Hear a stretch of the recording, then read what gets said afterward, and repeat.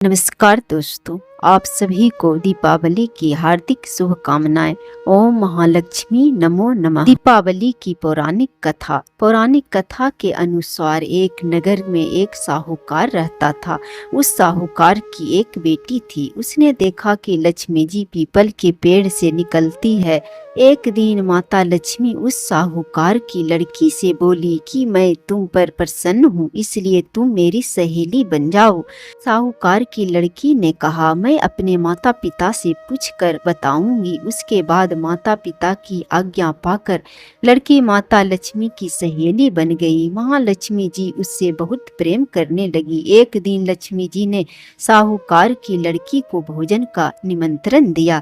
जब लड़की माता लक्ष्मी के यहाँ पर भोजन करने के लिए आई तो उसने देखा कि माता लक्ष्मी जी ने उसे सोने चांदी की बर्तन में खाना खिलाया, सोने के आसन पर बैठाया और बहुमूल्य वस्त्र पहनने के लिए दिए। इसके बाद लक्ष्मी जी ने उस लड़की को कहा कि मैं तुम्हारे यहाँ आऊंगी। लड़की ने स्वीकार कर लिया और अपने माता पिता को सब बात बताई।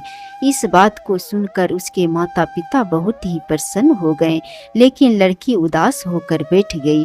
उसके माता पिता ने उदास होने के कारण पूछा तो उसने माता लक्ष्मी के वैभव के बारे में बताया। लड़की ने कहा, हमारे घर में आकर वे कैसे संतुष्ट हो सकेगी। लड़की के पिता ने कहा कि जमीन को गोबर से लीप कर और जो बन पड़े रूखा सूखा श्रद्धा और प्रेम से उनको खिलाएंगे। यह बात पिता कह भी न पाए कि एक चील वहां मंडराते हुए आई और किसी रानी का नौलखा हार उनके आंगन में छोड़कर चली गई।